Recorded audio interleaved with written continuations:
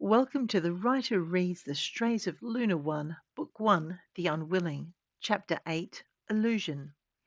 An hour later, Oliver stood in front of the polished glass of a tank and wanted to curl up in a ball and hide his nose under his tail for a week. He studied the purplish brown of his coat and the rusty splotches marring it, and then looked away. Not even those familiar with his wolf form were going to recognize him, especially after Tally had gotten done with matting his fur. The creature in the glass looked like he'd been hiding out in the waste disposal unit of something too unspaceworthy to fly. A shudder rippled his fur, and he looked at the girl and her father. They looked back, studying the disguise for any flaws. When they saw him watching them, the girl's father spoke. "Now, try and look like the worst-tempered mongrel anyone could have the misfortune to meet," the wolf instructed, and Oliver gave him a wide-eyed look. The guy sighed. "Look, if I wanted frightened puppy, I'd have brought a shrink ray, but since we don't have one of those, I need a savage mongrel, okay?" Oliver laid his ears back and curled his lip. Tally leaned in and looked him in the eye. "If you can't do better than that," the child whispered sweetly, "I'm going to rinse all this out, dip you in fuchsia, and make you smell like you got dunked in a perfumery." Whether it was the proximity of her face, the expression in her eyes, or what she was suggesting, Oliver couldn't tell, but he gave a snarl that shook the walls and snapped at her face. She was faster than he'd seen in the corridor, pulling her face out of range and wrapping both hands around his muzzle to clamp his jaws shut. "That's my boy," she cooed, and Oliver rumbled in reply. He shook his head, trying to shake her loose, but claws spiked warningly around his nose, and he stilled. Her father shook his head. "You know I'm going to have to muzzle you now, don't you?" Oliver froze, the human part of his mind scrabbling for dominance over the dominant wolf. He knew it was for the best, but the wolf side of him, apart from hating having its fur in a mess, it had a real problem with restraints. Fortunately, he was facing another wolf, and one who'd obviously had practice in muzzling his own kind, and Oliver didn't want to know where he'd found that skill necessary. The guy straddled Oliver's back and slid the muzzle over his head as Tally slid her hands clear. The little minx didn't nick a single hair, even though he felt her claws leaving indents in his skin. Her father held on to the muzzle, and Oliver wondered what was coming next. The royal purple collar with rhinestone studs and the lavender bow was almost too much. "You know kids and their pets," the man on his back intoned. "It doesn't matter how ugly a dog is, once a kid's set her heart on him." "That's only going to work if there's a pound somewhere close by," Oliver thought. "And then only if—" He stopped mid-thought, catching sight of the leash, and dropped to his belly with a shocked whimper. Tally stopped mid-turn. "What? It's not that bad?" "You don't have to wear it," Oliver thought, and she gave him a teasing smile. "I don't know what you're worried about. It's not like we're going to take photos and show them to your friends." She stopped and looked at her dad, and Oliver was grateful when the man hurried to reply. "No, Tally, we are not."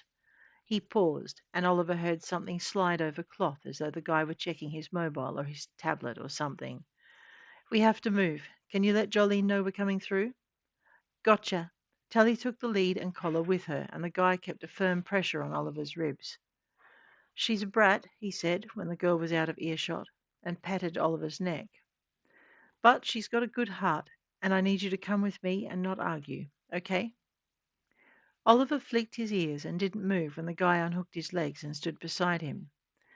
It was all he could do to not go racing out the door to find the nearest loamy piece of soil and roll in it, but he managed. The man breathed a sigh of relief. "My name's Kyton. I don't normally give an introduction, but with what we're about to put you through, you deserve it. Besides, you can use it on any Odyssey operatives you come across and call me if you're in trouble. I'm from the Edge Wolves." Oliver's ears pricked. The Edge Wolves. He knew them, but only by reputation. Their remediation work on Earth was renowned. They were also renegades, the dreamers of half a dozen packs who broke their pack affiliations to join together and make Earth their sole concern. There were many threads that made them one. "The observatory was my part of that," Kyton explained. And Tally, Odyssey, and Florrie helped me make it happen. He led his way to the back of the storage shed. I'm going to take you through to the back of Strays Haven. You know it? Oliver stiffened. There wasn't a single person in Lunar One who didn't know the local pound. Strays Haven had been built during the separation when werewolves had been discovered and imprisoned. Strays had been set up ostensibly for lost dogs, but it had been a conduit for wolves to be smuggled off the moon. Once things had settled, it had gone back to being a haven for lost animals. Oliver gave a growling woof, but he kept his head down and his tail partly tucked to show he wasn't happy. Kyton ruffled his fur again. I know, he said sympathetically, but we'll get you out of here, okay? And we'll make sure your partner makes it too. It was the best news Oliver had heard all day, and he swished his tail once in acknowledgement. Kyton gave him a thoughtful look and opened a panel in the back of the storage shed wall. Through you go, he instructed, ushering Oliver into the gap. Oliver trotted forward, sliding a glance up at him as he passed. If he'd been paying more attention, he wouldn't have taken a single step, but by the time he registered the bars and concrete floor, Kyton slid the wall closed between them, leaving him alone. Oliver turned around and leapt for the space that had been behind him. He impacted with the wall and dropped to all fours, letting his wolf instincts take over and trotting the length and breadth of the cell. He scented the floor, the bars, every inch of the crevice where the floor met the walls. Pacing up and down his cell, he let his humanity sink into the wolf's restlessness and wondered whether Kyton and the girl would really come. He would even welcome the purple monstrosities they wanted him to wear. His fifth circuit was interrupted by a flurry of movement at the door and a young woman's fractious tones. "It just can't be any dog, Dad. You know that." Tally, Oliver thought, and his wolf curled its lip. If she thinks... He listened as she progressed along the pens, finally bothering to put a location to the different dog scents around him. They were useful in tracking her progress down the aisle. Eager yaps interrupted his thoughts, as did Kyton's encouraging tones. "That one looks cute, sweetie."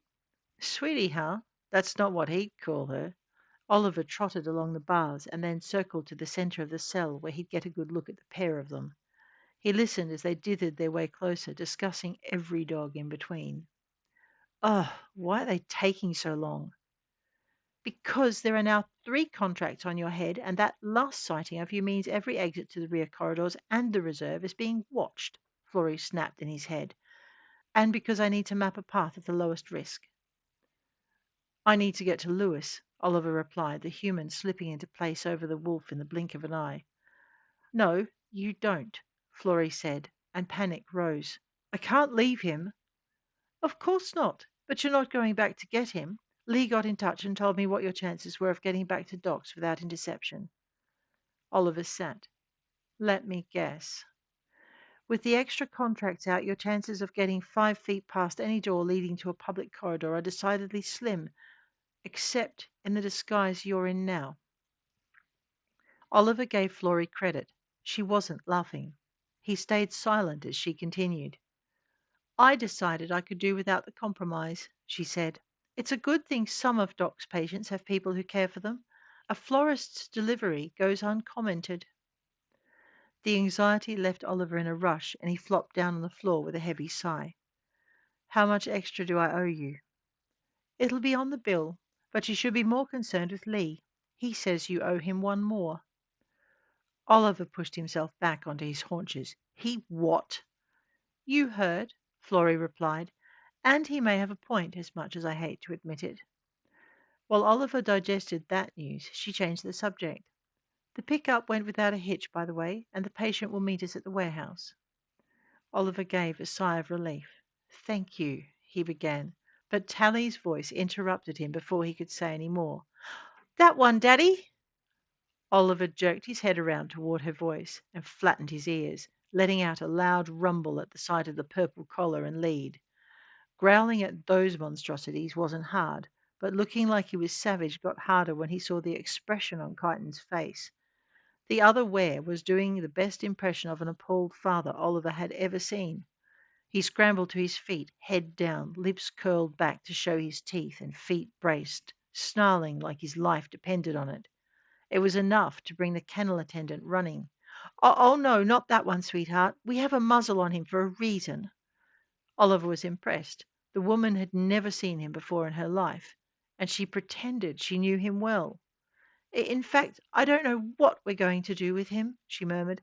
"Last spacer we offered him to said he'd make a good meal once they got through fattening him up, and was angry we wouldn't let them take him. Said we'd be lucky to move him at all." She let out a soft sigh. "I hate to admit it, but I think he might have had a point." Oliver turned in a small circle, scratched his feet like he'd just dropped dung, and gave them the perfect wolf's ass before stalking back toward the wall and dropping his nose to snuff along its base. "I like him," Tally declared. He's very rude," the woman supplied, sounding mortified as Oliver sprayed the wall to mark it. "No, he's perfect," the girl told her. "Uh, sweetheart," Kyton started, "can we talk about this?" "No, you'd only try to change my mind," Tally argued. Her voice softened. "And I love him already." "You would," her father grumbled, glaring at the wolf. "You do?" the woman asked, and Oliver looked over in time to see Tally nod, her young face earnest. "Yes, I do. He's perfect." "Your mother is going to have a fit," Kyton told her, and Tally wrapped her hand around his. "But she said I could have anyone I wanted."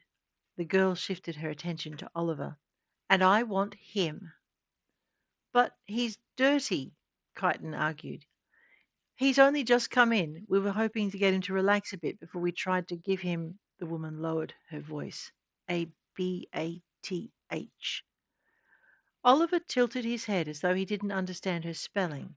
He flicked his ears forward as though their voices intrigued him, and then snapped them back again the minute they looked over.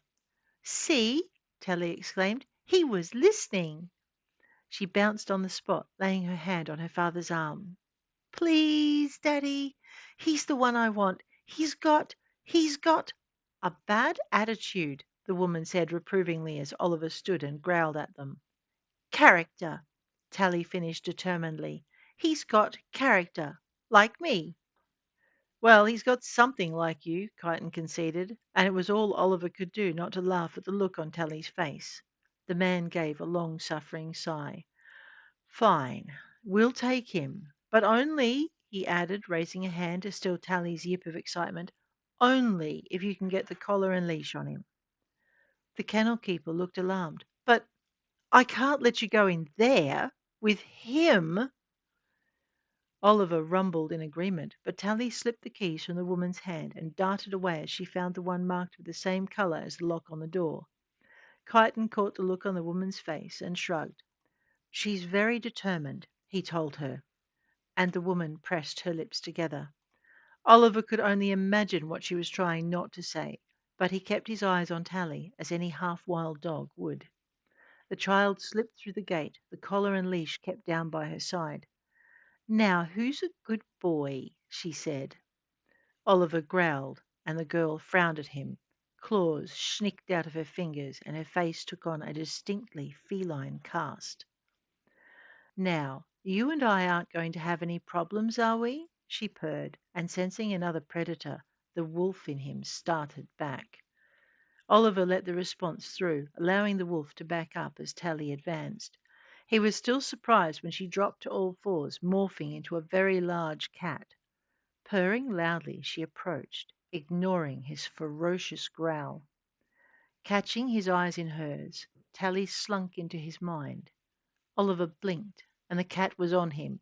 Growing impossibly large, it leapt, knocking his mental self onto its side and closing its jaws over his throat. In his mind, Tally's growl shook mountains as he struggled to breathe. Outside, Oliver froze, and the cat wound her way along him, rubbing her side against his, and then circling back to look at him. Inside, she shook him once, then let go and stepped out of his head. When the child caught his gaze again, there was no mistaking the monster lurking in her eyes. Oliver watched as her figure blurred and Tally the girl stood and looked at him. Her garments were in the same tidy condition they'd been in when she changed, and the collar and lead dangled from her hand. "Sit," she commanded, and Oliver's butt hit the ground. "Can can she do that?" came the astounded question from in front of the cage. "She just did." Kyton sounded amused. For his part, Oliver didn't know what to think. His wolf was in awe of the great cat before it. Shock and terror warred with rampant curiosity as to where he fitted in her pack, and even if he could. He didn't move as she slid the collar around his throat and clipped the lead to it. "Heel!" she commanded. Oliver heard iron and didn't care. Dominant my ass, he thought, and realized she hadn't demanded he submit. She'd just expected him to obey. "Cats go for alliances," the girl told him, and sounded much older than the 14 she looked. 16, she hissed. Oliver caught a glimpse of a snarling cat and flinched. There was no sign in his head of the spoilt little rich kid she was portraying in the kennel proper. "It's a useful image to have," she told him, "even if I'd rather just be me." For a moment Oliver wondered who that was, and then he didn't. She walked him through the cage door, and the woman led them to reception, uncertainty in her expression. "As long as you're sure," she told them, and Kyton shrugged. He tilted his head as if studying Oliver's mangy form. "I'm sure we'll come to some understanding," he added, letting a growl lace the edge of his words. Oliver glanced up at him, lowering his head and tail, but not taking his eyes from the big ware's face. "See?" Kyton asked, and the woman relaxed. "Yes, well, perhaps you are the best people to take care of him," she conceded, and pulled out the paperwork. Oliver stayed tense and alert on the end of the leash, but he hung close to Tally's legs. His wolf found the young cat fascinating. She nudged him with her knee, and he sat. "Good boy." The woman shook her head. "Well, you've got away with them, I'll give you that." Oliver wondered if she knew what he really was, and then decided he didn't want to know. As far as he was concerned, the fewer people who knew the truth, the better.